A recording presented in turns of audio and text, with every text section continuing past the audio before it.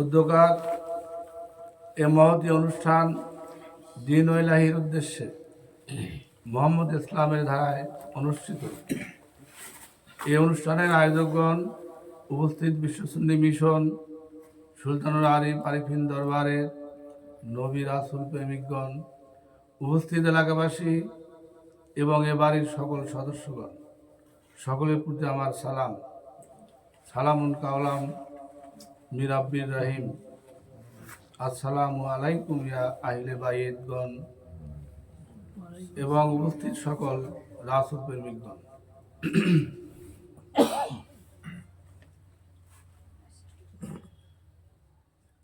আমরা মানুষ গাই গান, আল্লাহ আপনার জয়গান, আপনি আল্লাহ গাহেন গান, মুহাম্মদী রাসূলের জয়গান। রাসূল আল্লাহ গাহেন গান, উম্মতি উম্মতির পরিত্রাণ। লা ইলাহা ইল্লাল্লাহ মুহাম্মদ রাসূলুল্লাহ সাল্লাল্লাহু আলাইহি ওয়াসাল্লাম। আল্লাহুম্মা সাল্লি আলা সাইয়্যিদিনা মাওলানা মুর্শিদিনা মুহাম্মদ ওয়া আলিহি ওয়া সাহবিহি ওয়া বারিক ওয়া সাল্লাম। এখন সূরা কাফিরুন হতে আলোচনা করছি, মনোযোগী। আমি আর আগে কাফিরুন তেলাওয়াত করছি না। আমরা এই কাফিরুন সূরা তেলাওয়াত করতে বলি কুল ইয়া আইয়ুহাল কাফিরুন। এর অর্থ হচ্ছে বলুন হে কাফেরগণ। অর্থাৎ কুল বলা হচ্ছে, বলার কথা বলা হচ্ছে, আল্লাহ রাসূলকে বলতেছে বলুন। আমরা তো এখানে বলি কুল, বলুন। কাকে বলি বলুন? রাসূলকে আমরা মানে বলার হুকুম দিতে পারি? এখানে কিন্তু আমাদের কুল শব্দ বাদ দিয়ে বলতে হবে। কাফিরুন সূরা যদি আমরা পাঠ করি তাহলে কুলটা বাদ দিয়ে বলতে হবে। আর কুল বলছে আল্লাহ নিজে রাসূল সাল্লাল্লাহু আলাইহি ওয়াসাল্লামের প্রতি। এই বিষয়গুলো, টুকিটাকি বিষয়গুলো যদি আমরা সঠিকভাবে না জেনে পাঠ করি তাহলে অন্ধের সামনে। যেমন অক্সিজেন প্লাস নাইট্রোজেন দুটো অ্যাসিড, এই অ্যাসিড দুটা মিক্সড করার পর তরল পদার্থ পানি হয়ে যায়, কিন্তু অ্যাসিড দুটো কিন্তু দেখা যায় না।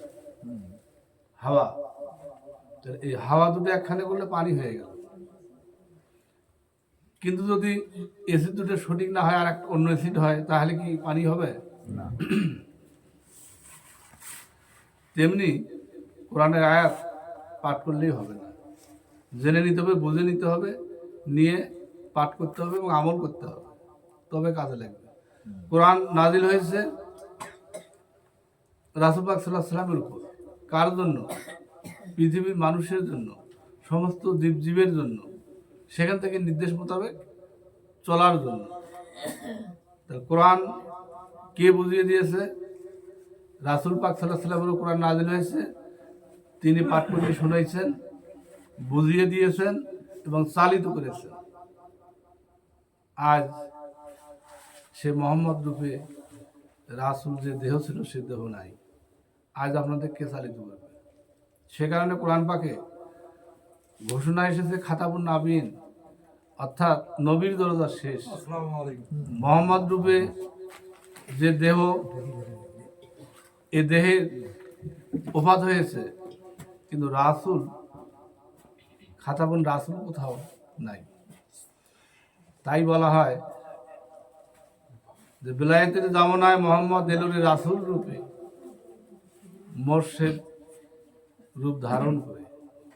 অর্থাৎ সকল মোর্শেদের আধ্যাত্মিকতা যে মসজিদের মধ্যে রয়েছে, ইলমে তাসাউফ যে মসজিদের মধ্যে রয়েছে, ইলহাম যে মসজিদের মধ্যে আসে, তিনি রাসূল, নায়েবে রাসূল। ওই দেহ চেঞ্জ হয়ে ওই শক্তি লক্ষ কোটি কোটি মানুষের মধ্যে যখন প্রকাশ ঘটে, সেই মানুষদেরকে বলা হয় আল্লামা, আল্লাহওয়ালা, অলি আল্লাহ।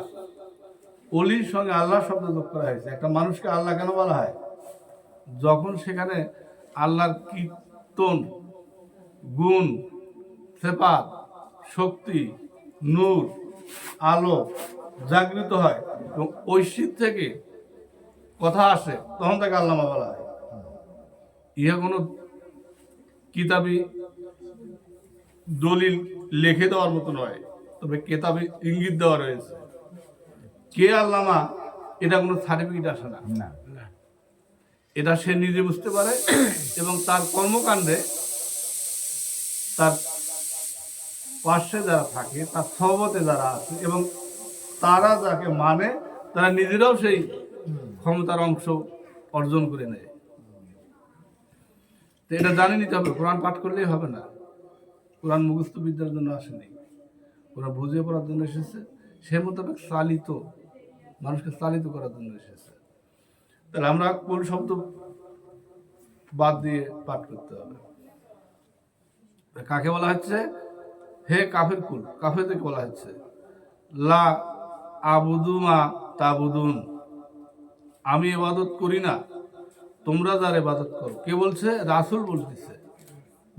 সে রাসূল পাক সাল্লাল্লাহু আলাইহি ওয়াসাল্লাম, মুহাম্মদ রাসূল সাল্লাল্লাহু আলাইহি ওয়াসাল্লামের জামানায় যে কাফেরেরা ছিল তাদেরকে বলতেছে আমি তোমরা যে ইবাদত করো সে ইবাদত আমি করি না। তাই নাকি? তারা কার ইবাদত করতো? এক স্রষ্টা ব্যতীত হাজার হাজার স্রষ্টার ইবাদত করত, আগুনের ইবাদত করত, বিশাল বট বৃক্ষ হলে তার ইবাদত করত, বড় ঝর্ণা ধারা পেলে তার ইবাদত করত, এবং সূর্যের কাছে তারা প্রার্থনা করত তাপের জন্য, যখন তাপ পাইত না, রাতে চন্দ্রের কাছে আবার প্রার্থনা করত। মানে এইভাবে তাতে একেশ্বর নয়, অনেক ঈশ্বর তারা মানত। তাই রাসূলকে বলতেছে তুমি বলো যে কাফের কুল, তোমরা যার ইবাদত করো আমি তার ইবাদত করি না। ওয়ালা আনতুম আবিদুনা মাবুদ, এবং তোমরাও ইবাদতকারী নও যার ইবাদত আমি করি। কাফের অবস্থায় তারা যে ইবাদত করে সে ইবাদত, রাসূল যে ইবাদত করে, রাসূল যে ইবাদত দেখিয়ে দিচ্ছে সে ইবাদত নয়, তাই না? আচ্ছা, ওয়ালা আনা আবিদুম মা বাত্তুম, এবং আমি ইবাদতকারী নই যার ইবাদত তোমরা করো। তোমরা যার ইবাদত করো আমি সে ইবাদতকারী নই। ওয়ালা আনতুম আবিদুনা মা আবুদ, তোমরা ইবাদতকারী নও যার ইবাদত আমি করি, এবং আমি যার ইবাদত করি তোমরা তার ইবাদতকারী নও। তোমরা গায়রুল্লাহর ইবাদত করো। লাকুম দিনুকুম ওয়ালিদ দিন, তোমাদের কর্মফল তোমাদের জন্য, এবং আমার কর্মফল আমার জন্য। এখানে কি বোঝাচ্ছে?